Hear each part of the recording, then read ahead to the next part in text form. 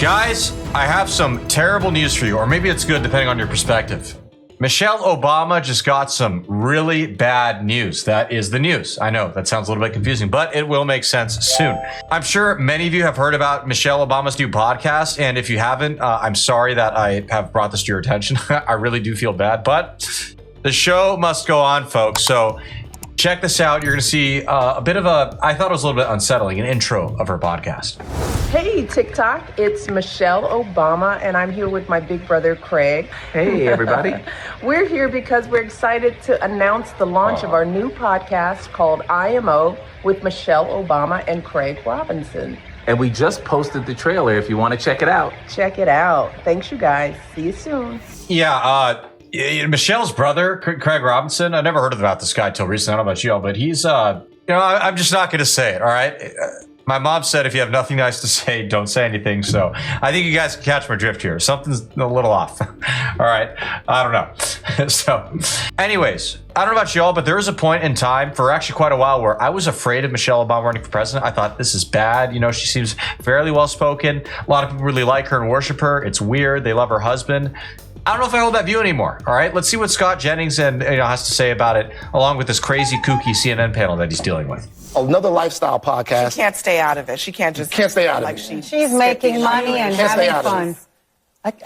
We all are sort of all, it's like programmed to talk about how great she is and how smart she is. I mean, she campaigned a lot for Kamala Harris. She was a key speaker of the Democratic National Convention. Barack Obama was a key strategist for this whole thing that happened last year. And yet somehow Donald Trump still won. So I'm rethinking the premise of that she's the answer to the future, or that any politician is the answer to the Democratic Party. She's not a politician. She's so good that Melania Trump stole her speech. I'm sorry, what? She's so good that Melania Trump plagiarized her speech, or do you not remember? And you like her, at the Scott? Republican convention. Scott, you like Michelle Obama? Yeah, I think she's fine, but just after the, I thought she gave a wonderful speech as far as convention speeches go. I'm just looking at what happened last fall. The Obamas helped engineer Biden's ouster. They put in Harris. They ran the campaign. She campaigned for him, and it was a total failure. I just cannot stand Ana Navarro. She thinks she is so smart and above it all, and then she has the nerve to call herself a Republican. Just ridiculous. Oh, she's so good. Melania Trump plagiarized her speech. That was a speechwriter, stupid. Like, why do I even have to explain this? It wasn't even full plagiarizing. I think it was just a couple lines or something, but these are speechwriters. Do you think the first ladies write their own speeches? God, she's ridiculous, this woman. Just incredible. Also, Scott Jennings actually did tell one lie during that. I don't know if you guys caught it. Most of you said, but there's a big lie he said that needs to be addressed. It was that he likes Michelle Obama. Scott, sorry, buddy, but I'm not buying it. Now, if you guys think it can't get worse, it does, all right? Because there is some speculation that Michelle Obama is using this podcast as a means to air some grievances to her husband, Barry, before, who knows, maybe a potential divorce and presidential run. I don't know. These are all theories, but take a look at this. It's pretty bad. Primetime's been wondering where Michelle Obama's been. She snubbed both Jimmy Carter's funeral and Trump's inauguration. And last week, Barack went to a basketball game all by himself.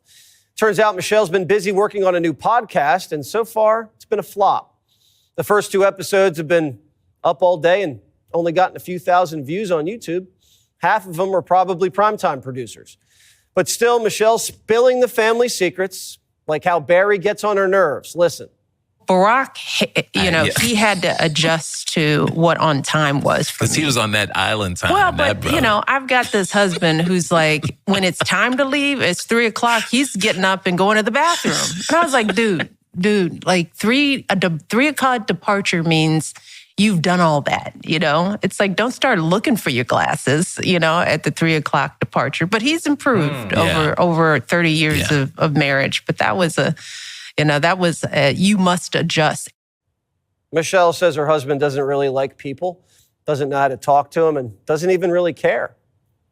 When a girlfriend comes to visit, it's usually like, you got to stay for 2 days because it's going to take us so much time to come to check up. Now, Barack's come in, he's come out, and he's like, y'all still talking? He'll sit down for 5 minutes, be like, how are the boys? And the flip side of my husband, right, because he golfs. And golfing takes as long as the first session of our, it takes 5 hours to golf. He'll golf with his buddies, come back and be like, how's X? He's good.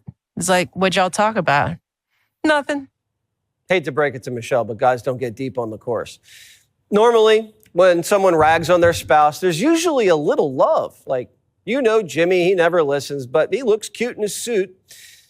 But that wasn't cute. Did she drop this podcast to distance herself from Barack so she could run for president? Maybe. Every politician starts a podcast right before they launch their next campaign. Looking at you, Gavin. And it turns out Michelle wasn't the only one who had problems with Barack when he was in office. Michelle says the kids were embarrassed too. Every year we'd have the turkey pardoning. And that was the one thing that the girls would do at Barack, was to go stand next to him when he pardoned this turkey. Yes. And it was cute when they were little, but as they got older, you could see on their faces in the shots of them thinking, I would just poke my eyes out. Just right now, just get me out of here. I'm standing with my father. What an attitude. Telling these stupid jokes, next to a turkey. So by the time we got to the last year, the last turkey pardoning, they were done. They were just like, I'm out. I'm not going. Michelle also revealing that she didn't want her husband running for president. That makes two of us. Being married to the president of the United States thing. Yeah. that none of us kind of banked on. I mean, we knew Barack was smart and, ambitious, but, I think, but you talked me into supporting his run. I did. Because I was definitely like, nope, no way, this is crazy. We've done enough crazy stuff. That's right. That's right. Barack came to me and he's like, I can't convince your sister to go along with this. And I'm like, whoa, go along with what? And it's like, I think I'm going to run for president. And I was like, what? I convinced you to not penalize him for being really good at what he does. Look, I'm just going to put this very simply. If you as a man have to convince your wife to let you do something, especially something that's aspiring to greatness like this, it's not some silly willy-nilly thing like this. Whatever you may think of him in his presidency, obviously it was all terrible. It is a great and grand thing to do, to run for U.S. president and ultimately win. You're not the man in the relationship, all right? It's simple as that. You are not, and by man, I mean the leader, all right? A man needs to lead a relationship. That's just how it is. That's how it has been for all of human history up until, I don't know, maybe now in the West with all these feminized men. This is insane, all right? And they wonder why people question, never mind. I'm not gonna say anything about it, but I gotta add one more thing. There is some bad news for Michelle, all right? As Resist the Mainstream reported on last Friday, Michelle Obama's podcast has been an absolute flop. It is so bad, guys. She's done, all right? Less than 20,000 views on each video after they were uploaded on the first 3 episodes, all right? After 15 hours, they got less than 20,000 views. All of them. One of them even got like 4,000. That is pathetic. A former First Lady of the United States. And it makes me think maybe she's not going to be that big of a threat after all if she runs for president. Much like Hillary Clinton, I don't think she's as popular as her husband. It just is what it is, guys. What do we do? America is a super sexist country. I guess that's the takeaway. Anyways, with all that being said, thank you so much for tuning in. We really appreciate it. As always, guys, hit that subscribe button. We really need it. We appreciate it. Comment below. Let us know what you liked about the clip, what kind of stuff you want to see in the future, and we'll see you again soon. God bless.